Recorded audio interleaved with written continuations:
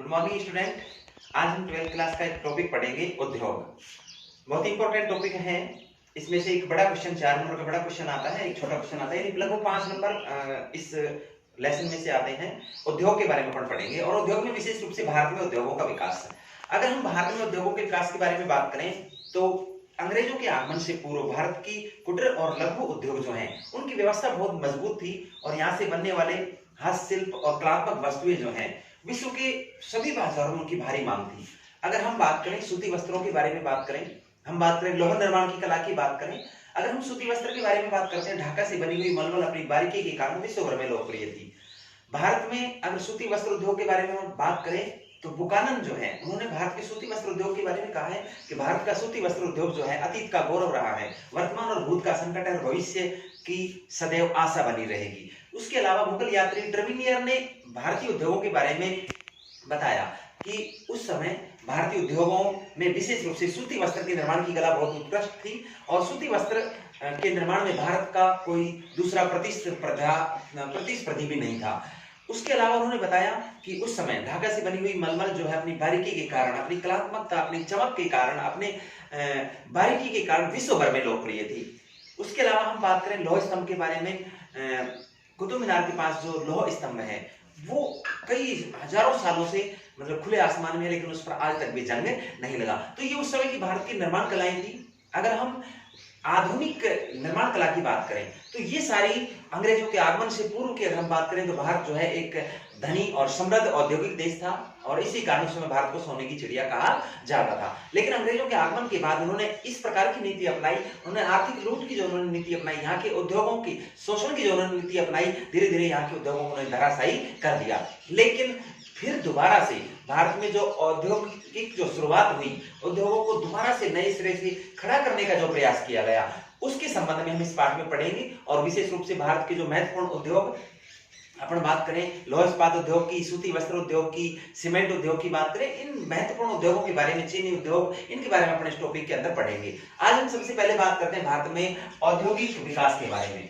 अगर हम भारत में औद्योगिक विकास की बात करें तो सबसे पहले अगर हम भारत की बात करते हैं तो तमिलनाडु के अंदर 1779 ईस्वी में पहली बार जो है लौह इस्पात उद्योग स्थापित किया गया तमिलनाडु के अर्काट जिले में। लेकिन ये उद्योग जो है अपने औद्योगिक उत्पादन में सफल नहीं रहा। उसके बाद जो है 1872 में अगर हम बात करें कुल्टी के अंदर सफल प्रयास जो है किया गया बंगाल आयरन एंड वर्क्स के नाम से, बंगाल आयरन वर्क्स के नाम से कुल्टी में एक कारखाना स्थापित किया गया जो अपने औद्योगिक उत्पादन में सफल रहा।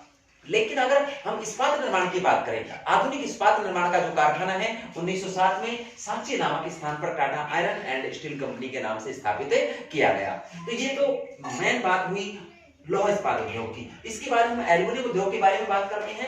एल्युमिनियम उद्योग जो है पहली बार सफल एल्युमिनियम उद्योग भारत में 1937 में जे.के. नगर पश्चिमी बंगाल में स्थापित किया गया। एल्युमिनियम उद्योग के बाद हम बात करते हैं सीमेंट उद्योग के बारे में। सीमेंट उद्योग की अगर हम बात करें तो सीमेंट उद्योग 1904 में पहली बार सीमेंट उद्योग जो है भारत में स्थापित किया गया चेन्नई में। लेकिन यहाँ समुद्री सीपियों से सीमेंट बनाने का प्रयास किया गया और ये प्रयास असफल रहा। अगर हम सफल उद्योग की बात करते हैं तो 1912 में तेहरा में भारत में सफल सीमेंट उद्योग की शुरुआत हुई और मध्य प्रदेश में कटनी मध्य प्रदेश के अंदर जो है पहला सफल उद्योग स्थापित किया गया। खटाऊ कंपनी द्वारा इस उद्योग को स्थापित किया गया। इसी समय पोरबंदर गुजरात में भी एक सफल सीमेंट उद्योग स्थापित किया गया जो टाटा एंड सन्स के द्वारा स्थापित किया गया। उसी समय लाखेरी बूंदी डिस्ट्रिक्ट राजस्थान में भी उस समय एक उद्योग स्थापित किया गया। एसीसी ग्रुप की क्लिक निक्सन कंपनी द्वारा ये सीमेंट उद्योग स्थापित किया गया। तो यहाँ से भारत में सीमेंट उद्योग की सफल शुरुआत की बात होती है। इसके बाद हम बात करें रासायनिक उर्वरकों की। अगर रासायनिक उर्वरकों की बात करें तो भारत में सबसे पहले 1906 में रानीपेट तमिलनाडु में सुपर फास्फेट संयंत्र जो है सफल सुपर फास्फेट संयंत्र स्थापित किया गया। इसके बाद अगर हम बात करें जहाजरानी उद्योग के बारे में बात करें तो जहाजरानी उद्योग 1941 के अंदर विशाखापट्टनम में हिंदुस्तान शिपयार्ड कंपनी के नाम से स्थापित किया गया। पहली जूट मिल की बात करें तो 1855 में रिसरा नामक स्थान जो पश्चिमी बंगाल में है वहां पर पहली सफल जूट मिल स्थापित की गई। इसके बाद हम कागज उद्योग के बारे में बात करें, श्रीरामपुर पश्चिमी बंगाल में पहली बार कागज उद्योग बनाने का प्रयास किया गया लेकिन ये उद्योग असफल रहा। उसके बाद अगर हम बात करें सफल कागज उद्योग के बारे में, तो सफल कागज उद्योग जो है लखनऊ में 1779 ईस्वी में लखनऊ में स्थापित किया गया। 1881 में टीटागढ़ में सफल कागज उद्योग की शुरुआत की गई। अगर हम अखबारी कागज की बात करें तो भारत में नेपा नगर में अखबारी कागज तैयार किया जाता है। अगर हम नोट यानी मुद्रा छापने के कारखाने की बात करें तो होशंगाबाद में मुद्रा छापने का जो कारखाना है वो स्थापित किया गया है। इसके बाद हम बात करते हैं सूती वस्त्र उद्योग के बारे में। अगर हम सूती वस्त्र उद्योग के बारे में बात करें तो सूती वस्त्र उद्योग की शुरुआत जो है 1818 में फोर्ट ग्लास्टर से होती है, लेकिन ये उद्योग जो है पश्चिमी बंगाल में था और ये उद्योग असफल रहा। 1854 में पहली सफल शुरुआत जो है वो मुंबई के अंदर कावस डाबर एक पारसी व्यापारी था, उसके द्वारा पहली सफल सूती वस्त्र मिल जो है मुंबई के अंदर 1854 में स्थापित की गई। तो ये सूती वस्त्र उद्योग की बात हुई। अगर हम ऊनी वस्त्र उद्योग की बात करें तो 1876 में कानपुर में पहली सफल ऊनी मिल स्थापित की गई और ये मिल जो है लाल इमली मिल के नाम से इस मिल को स्थापित किया गया। तो इस तरीके से ये आधुनिक स्तर के सारे हर क्षेत्र में बड़े जो कारखाने हैं उनकी असफल और सफल शुरुआत के बारे में मैंने बताया। अगर हम बात करें भारत में औद्योगिक नीति की तो 1923 में पहली बार जो है औद्योगिक नीति बनाने का प्रयास किया गया, लेकिन अगर प्रथम भारत की सफल औद्योगिक नीति की बात करें तो ये नीति जो है 6 अप्रैल 1948 को पहली नीति जो है औद्योगिक नीति जो है वो भारत में लागू की गई। तो ये एक रूपरेखा थी जिसके संबंध में मैंने आपको बताया कि इस तरीके से भारत में उद्योगों का विकास जो है वो प्रारंभ हुआ। अब हम इन उद्योगों की शुरुआत के बाद हम बात करते हैं लौह इस्पात उद्योग के बारे में। सबसे पहले हम लौह इस्पात उद्योग के बारे में पढ़ेंगे। अगर हम लौह इस्पात उद्योग के बारे में बात करें, अभी मैंने आपको बताया कि लौह इस्पात उद्योग की शुरुआत जो है 1779 ईस्वी में कहां से होती है? तमिलनाडु अर्काट से होती है, लेकिन ये उद्योग जो है अपने औद्योगिक उत्पादन में असफल रहा। पहली सफल 1872 में कुल्टी में बंगाल आयरन वर्क्स के नाम से स्थापित हुई, लेकिन सफल उद्योग की शुरुआत की बात करें इस्पात उद्योग की तो वो 1907 में साक्षी नामक गांव में, जो वर्तमान में जमशेदपुर के नाम से जाना जाता है, यहाँ पर जमशेद जी टाटा नामक व्यक्ति ने Tata iron and steel company यानी टिस्को के नाम से अपनी एक ब्रांच प्रारंभ की, अपना एक बड़ा कारखाना जो है स्थापित किया।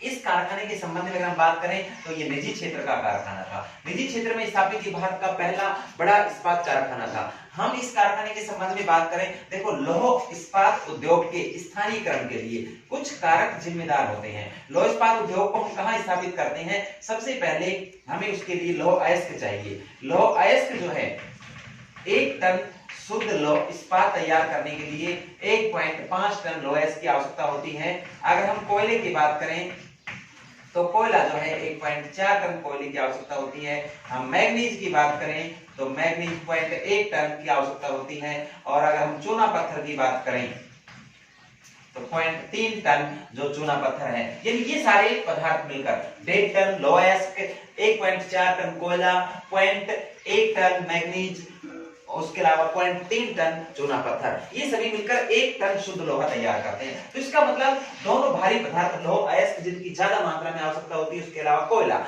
ये जिन क्षेत्रों में प्राप्त होते हैं उन्हीं क्षेत्रों में साधारणतः इस उद्योग को स्थापित किया जाता है। अगर हम Tata iron and steel company के बारे में बात करते हैं तो इसे जमशेदपुर यानी सांची गांव में स्थापित क्यों किया गया? क्योंकि उसके निकटवर्ती क्षेत्र में एक तरफ कोयला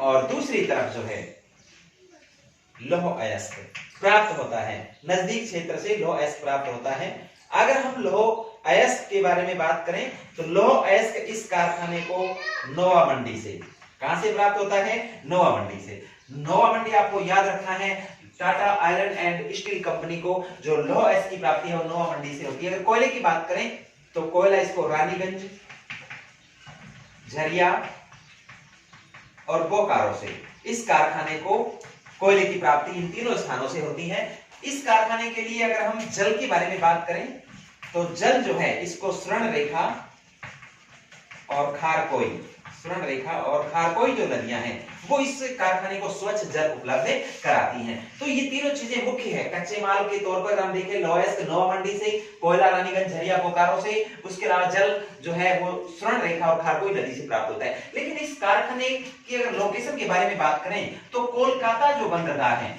कोलकाता बंदरगाह इस जमशेदपुर से, सांची से मात्र 240 किलोमीटर दूर है। तो यानी जन यातायात की सुविधा के लिए अगर हम देखें तो कोलकाता भी इस सांची जमशेदपुर कारखाने के निकट है। उसके अलावा अगर हम बात करें तो कोलकाता से मुंबई जाने वाला जो रेल मार्ग है, कोलकाता से मुंबई जाने वाला जो रेल मार्ग है वो भी यहाँ से नजदीक से निकटवर्ती क्षेत्र से गुजरता है। तो इसका मतलब इसको रेल परिवहन की सुविधा भी इस कारखाने को प्राप्त हो जाती है। इसलिए इस कारखाने को ऐसे स्थान पर स्थापित किया गया जहां ये सारी चीजें, सारी सुविधाएं इस कारखाने को आसानी से उपलब्ध हो जाए। तो ये भारत का पहला निजी क्षेत्र का कारखाना था, Tata iron and steel company, जिसके बारे में मैंने सारी डिटेल आपको बताई। अब इसके बाद बात करते हैं इसके बाद भारत में स्थापित होने वाले कारखाने।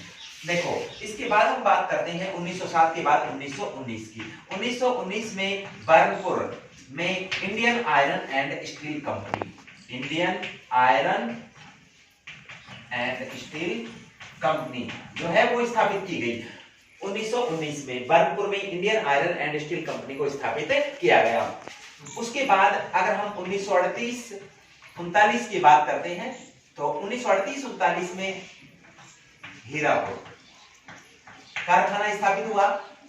1938-39 में जब हीरापुर कारखाना स्थापित किया गया तो उस समय 1872 में जो कुल्टी कारखाना जो स्थापित हुआ, कुल्टी, उसके बाद बर्नपुर और उसके बाद हीरापुर, इन तीनों कारखानों को संयुक्त रूप से मिला दिया गया और इन तीनों को मिलाकर Indian iron and steel company का निर्माण कर दिया गया।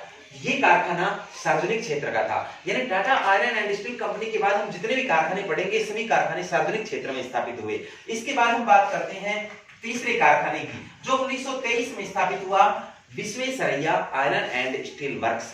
Visvesvaraya iron and steel works जो है वो भद्रावती नामक स्थान पर जो है स्थापित किया गया। कर्नाटक में भद्रावती नामक स्थान पर Visvesvaraya iron and steel works को स्थापित किया गया।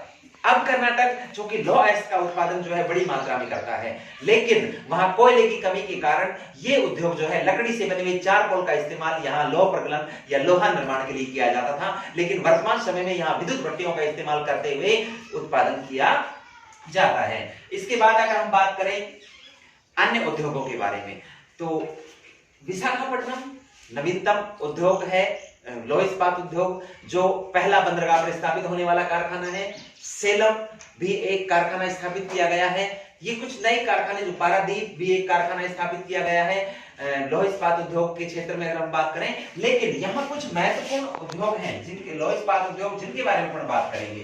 देखो, अगर हम सबसे पहले बात करते हैं राउरकेला, उसके बाद हम बात करेंगे भिलाई, उसके बाद दुर्गापुर और उसके बाद हम बात करेंगे बोकारो। ये बड़े इस्पात संयंत्र हैं, चारों बड़े इस्पात संयंत्र हैं। अगर हम राउरकेला, भिलाई, दुर्गापुर, बोकारो, हम सबसे पहले राउरकेला के बारे में बात करते हैं। जर्मनी के सहयोग से ये कारखाना जो है स्थापित किया गया। जर्मनी के सहयोग से 1959 के अंदर ये कारखाना स्थापित हुआ। इन कारखानों के संबंध में हम बात करें तो ये 3 कारखाने जो हैं वो दूसरी पंचवर्षीय योजना में स्थापित हुए। यानी दूसरी हमारी जो पंचवर्षीय योजना थी, भारत की जो नियोजन के तहत जो पंचवर्षीय योजना चलाएगी, उसमें दूसरी पंचवर्षीय योजना में 3 बड़े उद्योग स्थापित किए गए, क्योंकि ये जो पंचवर्षीय योजना थी वो उद्योगों को समर्पित परियोजना थी। अगर हम राउरकेला के बारे में बात करें, जर्मनी के सहयोग से 1959 में स्थापित हुआ। हम भिलाई की बात करें, ये रूस के सहयोग से ये भी 1959 में स्थापित हुआ। हम दुर्गापुर की बात करें तो ये यूनाइटेड किंगडम यानी ब्रिटेन के सहयोग से, यूनाइटेड किंगडम ब्रिटेन के सहयोग से ये 1961 में स्थापित हुआ। अगर हम बोकारो कारखाने की बात करें तो ये 1964 में, यानी ये तीसरी पंचवर्षीय योजना में, ये दूसरी पंचवर्षीय योजना में था और ये तीसरी पंचवर्षीय योजना में 1964 में स्थापित किया गया और ये भी रूस के सहयोग से स्थापित किया गया। तो ये भारत में स्थापित होने वाले कुछ महत्वपूर्ण लौह इस्पात उद्योग थे जिनको इस तरीके से इन देशों के सहयोग से भारत में स्थापित किया गया। लौह इस्पात के बाद हम दूसरे उद्योगों के बारे में पढ़ेंगे, वो नेक्स्ट क्लास में। आज इतना ही।